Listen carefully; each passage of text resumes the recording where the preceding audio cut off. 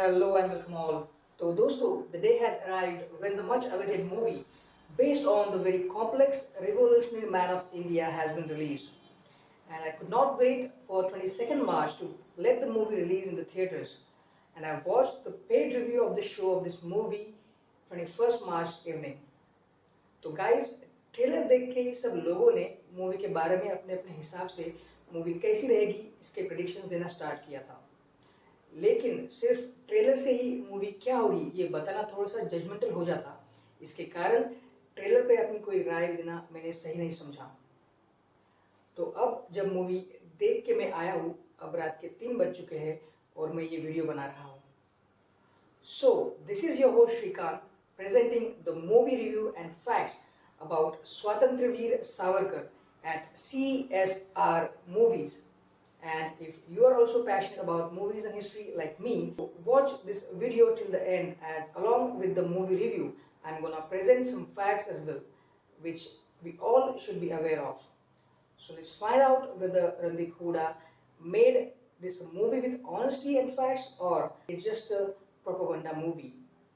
तो चलते हैं मूवी की स्टोरी की तरफ। मूवी की ओपनिंग होती है भगत सिंह के एक सीन से, जहां पर वो स्वातंत्रवीर सावरकर को बहुत ही प्रेरणादायी तरीके से इंट्रोड्यूस करते हुए दिखाई देते हैं। तो ये मूवी है एक बायोपिक जो है स्वातंत्रवीर सावरकर के पूरे जीवन पे आधारित, जहां वो कैसे अपने बचपन से ही एक रिवॉल्यूशनरी और हिंसा के मार्ग से ही भारत को आज़ादी मिल सके, वो सेल्युलर जेल से बाहर आकर हिंदू महासभा संस्थापित करते हैं और हिंदुत्व की आइडियोलॉजी पर अपनी लड़ाई शुरू रखते हैं। ये इस मूवी की कहानी है। आगे बात करते हैं मूवी की कास्ट, क्रू एंड परफॉर्मेंस की तरफ। मूवी को आनंद पंडित की मोशन पिक्चर्स और लेजेंड ग्लोबल स्टूडियो इन बैनर के नीचे आनंद पंडित, संदीप सिंह, सैम खान, योगेश रहार और खुद रणदीप हुडा ने मिलकर प्रोड्यूस किया है। मूवी को म्यूजिक दिया है हितेश मोदक और श्रेयस पुराणिक ने। मूवी के सिनेमाटोग्राफर है अरविंद कृष्णा और मूवी को रणदीप हुडा ने उत्कर्ष नथानी और ऋषि वर्नानी के साथ मिलकर लिखा है। और फाइनली इस मूवी के डायरेक्टर भी है रणदीप हुडा। तो जैसा कि हम सब जानते हैं, मूवी में स्वामी ने अपनी एक्टिंग की छाप छोड़ी है। ये एक बायोपिक है और इससे पहले भी रणदीप, चार्ल्स शोभराज, सरबजीत सिंह इन जैसे बायोपिक्स में अभिनय कर चुके हैं। जैसे कि यंग सावरकर जो अपने लिए अपने बड़े भाई के साथ शादी के लिए लड़की देखने जाते हैं, तब का एक सीन। तब उन्हें अपने होने वाले ससुर के साथ बात करनी होती है और वो वहाँ पर शर्माते हुए नजर आते हैं। लेकिन साथ ही उसी वक्त वो अपनी देशभक्ति और देश की आज़ादी के लड़ने का इरादा और भावना व्यक्त करते हैं। और ये दोनों भावनाएं, शर्माना और देशभक्ति के प्रति अपना आदर और अपने इरादे स्पष्ट करना, ये दोनों भावनाएं उन्होंने बहुत ही बखूबी निभाई है। उसके अलावा यंग सावरकर जो लंदन में पढ़ने जाते हैं और तब उनका जोश, उसके अलावा कालापन, वो डेफिनेटली काबिल तारीफ है। मगर साथ ही उन्होंने इस मूवी को डायरेक्ट भी किया है और डायरेक्टर की इस भूमिका को वो न्याय नहीं दे पाए, ऐसा मुझे लगता है। मूवी काफ़ी जगह पर स्लो और बोरिंग हो जाती है क्योंकि ऐसा लगता है कि ये कोई फिल्म नहीं, एक डॉक्यूमेंट्री चल रही है। इस मूवी को पहले महेश मांजरेकर डायरेक्ट करने वाले थे, मगर रणदीप हुडा के बहुत ज़्यादा इंटरफेरेंस की वजह से उन्होंने इस मूवी से अपने आप को अलग कर लिया। चूँकि ये मूवी बनाने का एक्चुअल में आइडिया भी खुद महेश मांजरेकर जी का था और वो चाहते थे कि ये मूवी फैक्ट्स पर बने और ना कि कोई इमेजिनरी सीन्स पर। तो रणदीप हुडा कुछ ऐसे दृश्य दिखाना चाहते थे जो फैक्ट्स पर आधारित नहीं थे और इस वजह से महेश मांजरेकर जी ने अपने आप को इस फिल्म से अलग कर लिया। और अब जब मूवी बन गई है तो ऐसा लगा कि शायद ये मूवी महेश मांजरेकर या फिर कोई एस्टैब्लिश डायरेक्टर बनाते तो शायद मूवी का डायरेक्शन और भी इफेक्टिव होता, जहाँ पर Randeep Hooda as a director कम पड़ गए। आप अगर एक्टर अच्छे हो तो ज़रूरी नहीं कि आपका डायरेक्शन भी अच्छा ही होगा, जिसका काम उसी को साझे है। No doubt he has overshadowed everyone in this movie by his acting, but in direction he delivered very average performance. Movie में सावरकर के बड़े भाई यानी बाबा राव सावरकर का रोल किया है अमित सियाल ने। और उनका कैरेक्टर भी अमित सियाल ने बड़े ही डेडिकेटेडली निभाया है। उनके अलावा सावरकर जी की पत्नी यानी यमुनाबाई सावरकर जी के रोल में दिखाई देती है अंकिता लोखंडे। उनका रोल इस मूवी में ज़्यादा बड़ा नहीं है, लेकिन जितना भी देर वो स्क्रीन पे दिखाई देती है उन्होंने उनकी भूमिका को न्याय दिया है। इन सब के अलावा महात्मा गांधी जी की मुख्य भूमिका में दिखाई देते हैं राजेश खेरा ने ऐसे कैरेक्टर और ऐसे व्यक्तित्व की भूमिका को न्याय दिया है। मगर वो गांधी जी किसी भी एंगल से नहीं लगते, ना उनके व्यक्तित्व से और ना ही उनकी आइडियोलॉजी से। डॉक्टर अंबेडकर के रोल में तो जिस एक्टर को कास्ट किया है वो तो मतलब डॉक्टर अंबेडकर के व्यक्तित्व के आसपास भी नजर नहीं आते। पता नहीं किस हिसाब से उन्होंने उस एक्टर को कास्ट किया है। आखिर में मदन लाल धिंगरा की भूमिका में नजर आते हैं मृणाल दत्त और उन्होंने एक रंगीले क्रांतिकारी जो उन्हें इस मूवी में इंट्रोड्यूस किया गया है उनकी भूमिका निभाई गई है। और सावरकर के बाद उन्हीं का ही एक ऐसा रोल है जो कि इफेक्टिव लगता है। और आखिर में भगत सिंह के छोटे से किरदार में दिखाई देते हैं आमिर मलिक। तो ये थी मूवी की स्टोरी, क्रू, कास्ट और उनकी परफॉर्मेंसेस। और आखिर में आते हैं मूवी की कंक्लूजन की तरफ।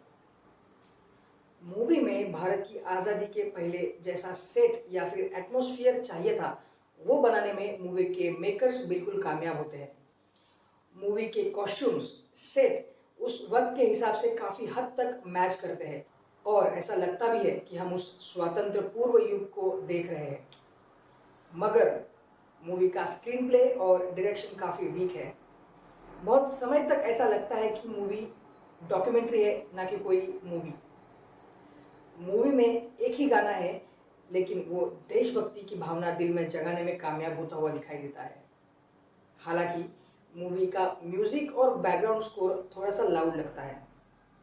इस मूवी को लिखा है रणदीप हुडा ने। मूवी के को प्रोड्यूसर है रणदीप हुडा। मूवी को डायरेक्ट किया है रणदीप हुडा ने और आखिर में सावरकर जी का लीड रोल भी किया है रणदीप हुडा ने। So this movie is all about Randeep Hooda and his version of Swatantryaveer Savarkar, I would say, जो खुद को रणदीप हुडा नहीं बल्कि सावरकर ही समझने लगे हैं। इस मूवी से इतना ऑब्सेस्ड हो गए हैं कि मूवी के फैक्ट्स भूल चुके हैं और उसकी जगह वो ऑब्सेशन के साथ अपने ही तर्क वितर्कों से ये मूवी बनाते दिखाई देते हैं। और कितना भी अगर ना सोचने की कोशिश करे कि ये मूवी कोई प्रोपेगेंडा मूवी नहीं है, रणदीप अपने मन से बनाए हुए सीन्स और लिखे हुए डायलॉग की वजह से हमें सोचने पर मजबूर कर देते हैं कि ये मूवी ज़रूर इलेक्शन से पहले किसी एक पार्टी का प्रचार करने के लिए या फिर किसी एक पार्टी को नीचा दिखाने की कोशिश करने के लिए बनाई गई है। मूवी में एक भी मौका नहीं छोड़ा गया जहां पर रणदीप ने कांग्रेस पर तंज नहीं कसा। इतना कि ऐसा लगने लगता है कि वो सावरकर नहीं किसी पार्टी के स्पोक्स पर्सन है। एक डायलॉग बता देता हूँ जिससे आपने समझ में आएगा। कांग्रेस के किसी भी मेंबर को आज तक काला पानी की सजा क्यों नहीं हुई।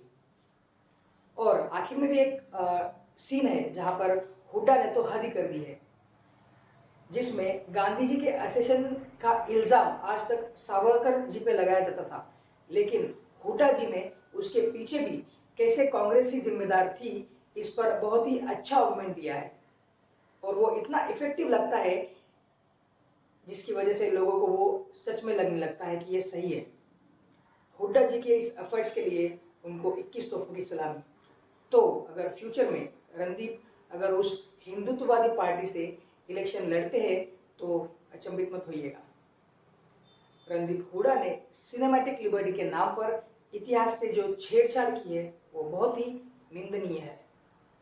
माना कि रणदीप सावरकर को अपना हीरो या फिर आइडल मानने लगे हैं, वैसे हर किसी को अपना हीरो या फिर आइडल चुनने की आज़ादी है, लेकिन अपने हीरो को सबसे बड़ा दिखाने के लिए क्या तुम हिस्ट्री के साथ छेड़छाड़ करोगे, फैक्ट्स को मानोगे ही नहीं या फिर दूसरों को नीचा दिखाओगे? ये तो मोरली गलत हुआ ना हुड्डा साहब। वैसे तो सावरकर, गांधी, भगत सिंह, नेताजी ये सभी देश के हीरो हैं, लेकिन फिर भी कोई एक अगर चुनना है तो लोगों को अपने हिसाब से चुनने दीजिए। हिस्ट्री के फैक्ट्स पर बेस्ड जो हीरो है वो उन्हें चुनने दीजिए। आपके हिसाब से जो हीरो है वो अगर किसी को नहीं लगते तो क्या आप उसे मारोगे? ये तो सरासर गलत है ना sir. Everyone has his own opinion और वो आपसे भिन्न है तो क्या आप उसे मारोगे? ऐसा तो भारत की डेमोक्रेसी में नहीं होता सर। हाँ, मगर पाकिस्तान या फिर चाइना की डिक्टेटरशिप में शायद होता हो। तो स्वातंत्र्यवीर सावरकर ये जो मूवी है उसके ट्रेलर में स्टार्टिंग में ही एक स्टेटमेंट है। हम सब ने पढ़ा है कि भारत को आज़ादी अहिंसा से मिली है, मगर ये वो कहानी नहीं है।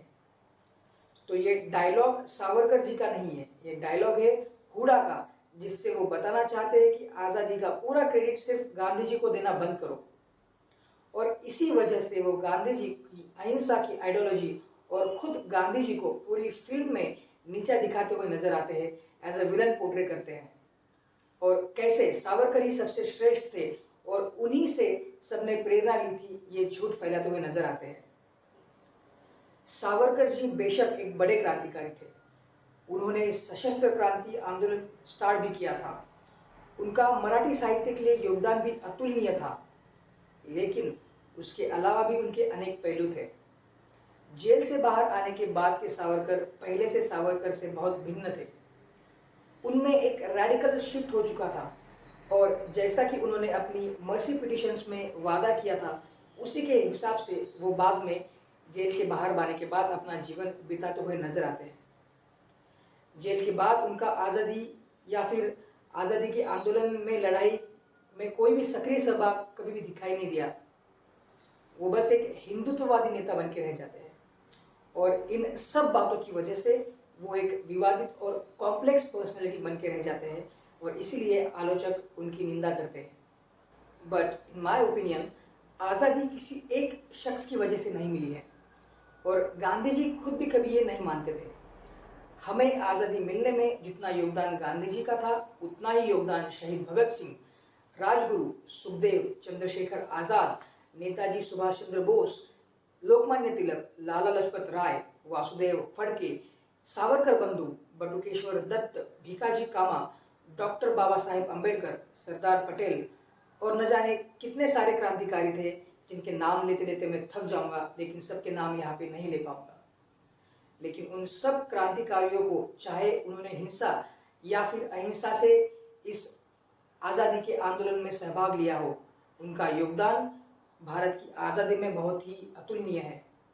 हर किसी की आइडियोलॉजी एक दूसरे से भिन्न थी, मगर फिर भी वो एक दूसरे की रिस्पेक्ट करते थे, जो कि इस मूवी में दिखाया नहीं जाता।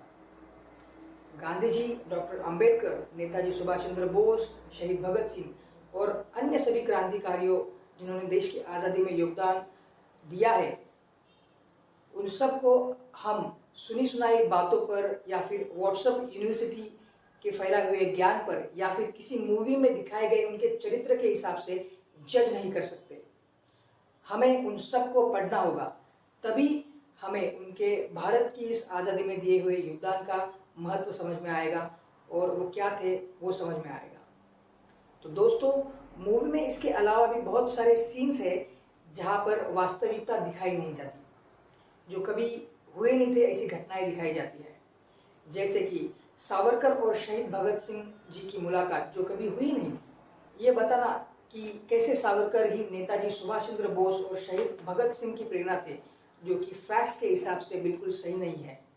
नेताजी के ग्रैंड नेफ्यू ने तो एक इंटरव्यू में खुद ये बताया है कि कैसे नेताजी सावरकर के विचारों के खिलाफ थे और उन्होंने तो रणदीप हुडा को ये तक कहा है कि नेताजी सुभाष चंद्र बोस को इस फिल्म से ना जोड़ो, इस फिल्म से दूर रखो, क्योंकि उनकी ये फिल्म झूठा इतिहास बताती है।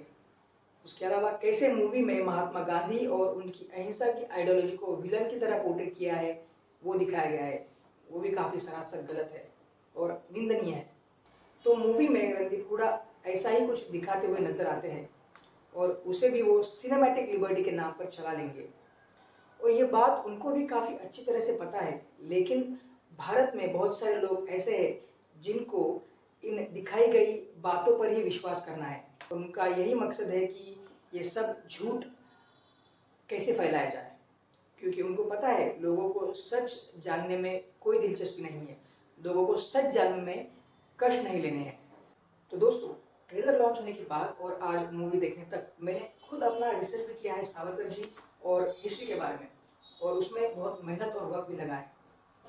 तो ये वीडियो सिर्फ एक मूवी रिव्यू था, लेकिन अगली वीडियो में हम फैक्ट्स पे बात करेंगे।